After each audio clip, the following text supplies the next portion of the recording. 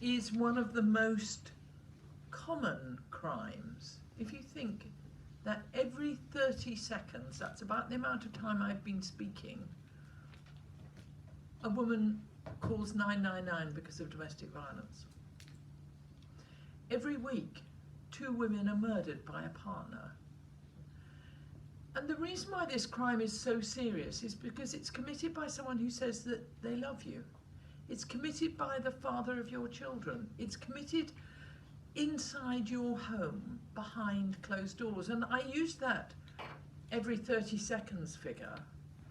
But there's another figure behind that which adds to the frighteningness, I think, of that, which is that it takes 35 incidences of violence for the average woman to report that she's been assaulted by her partner.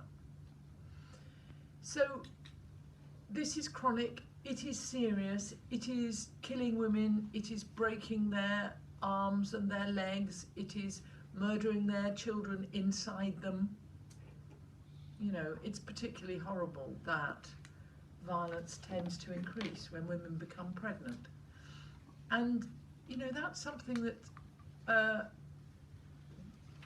it's hard sometimes for the public to accept. I was on Radio 4 one morning when I was a Home Office Minister a long time ago in a Labour government, and I was asked to talk about something which was really boring. It was some technology which dealt with people at borders. So I got a very last minute note from a civil servant saying they want to ask you about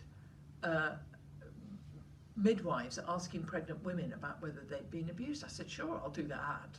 Much more interesting than this boring piece of technology. And there was the interviewer saying, isn't this a nanny state, asking women when they're pregnant whether they've been abused by their husbands? And I said, of course it's not, because terrifyingly, you are more likely to be hurt when you're pregnant. And it is the moment that a woman is also more likely to disclose, because she's protecting the baby inside her. So it is actually the moment to ask that question.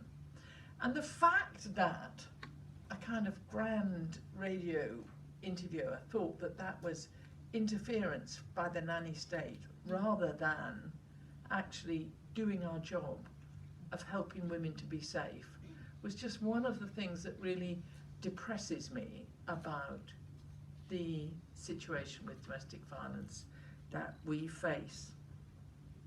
It's an issue I've been involved in a long time, since I was a student at this university. Not so, I spent another bit of it.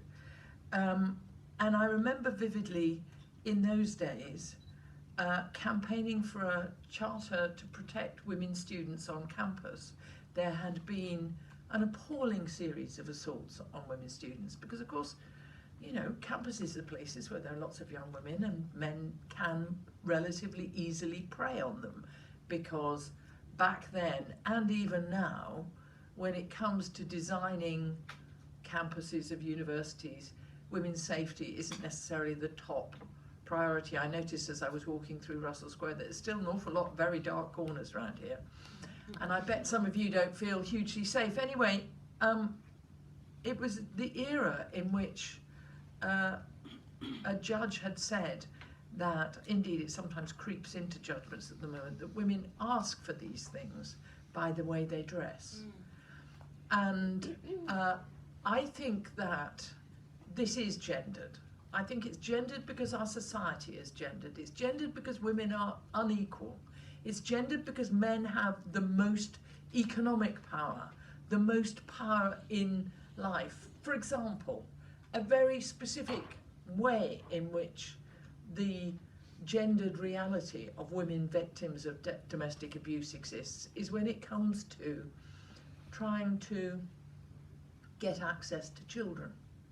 Male abusers very commonly, even when they've had a go order against them or a successful prosecution for violence and assault, will use the child access procedure and courts in order to try to continue to torture their partner. And because to get representation at those courts costs money, the woman is normally reduced to representing herself because her partner, having been presented with a go order, starves her of resources. And we've got a government which is much less clever than the last Labour government in terms of making sure that benefits which relate to children go into the mother's hand. When I raised this with Ian Duncan Smith when he was inventing the new universal benefit, he said, well, women can ask for the benefit to go to them. And I said, look, the obvious default, if you're caring about a family, is to give the money to the woman, because women spend money on their children. I think it's something like 70 pence in every pound that a woman gets is spent on her kids if she's got them, whereas about the same proportion, if a man gets it, is spent on him. And so actually we need to have a system which recognises the impact on families of gendered society when it comes to issues of violence, issues of autonomy, issues of women being able to protect themselves and their kids. Now, there are some signs of hope, so let me not just be depressing. The Istanbul Convention, which some of us campaigned for when Labour was in government, was signed in 2012, and then nothing much happened. But about 2 weeks ago, Parliament passed a law which said that we will implement the Istanbul Convention, which is a global convention designed to do more to protect people against domestic violence.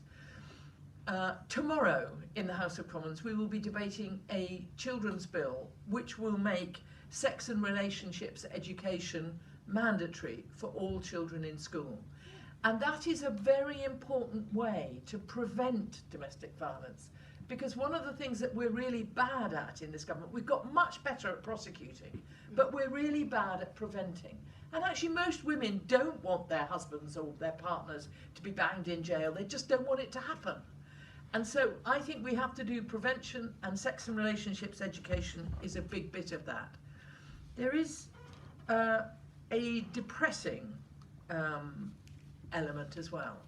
We're at a point where refuges are grossly underfunded, where independent domestic violence advocates who actually help women who have been abused in the court process, because of course the woman isn't the prosecutor, the police are the prosecutor, and very, very often the woman doesn't know how the case is going to proceed. They don't know anything about it. And having an IDVA who is someone who can help the victim through that court process improves the quality of prosecution, increases the number of successful prosecutions, and actually helps the women to survive the process of the courts.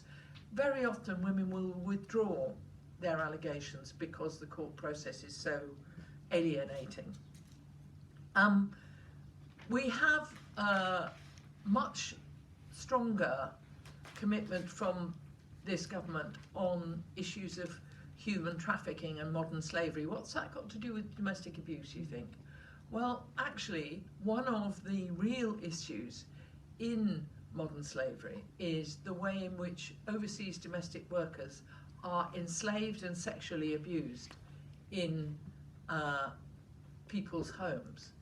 And in the old days, when I spoke to women who had experienced that, the great thing that they could do was swap employers. It gave them some power, so that if their boss was raping them, was expecting them only to eat leftovers, to sleep on the kitchen floor, and I have spoken to women who have had all of those experiences, then they could go and find a new boss.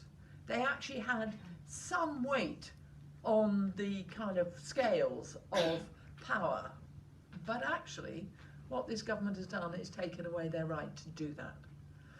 And so I will continue to believe that this is a gendered issue, and that the best way to reduce the impact of domestic violence is to empower women.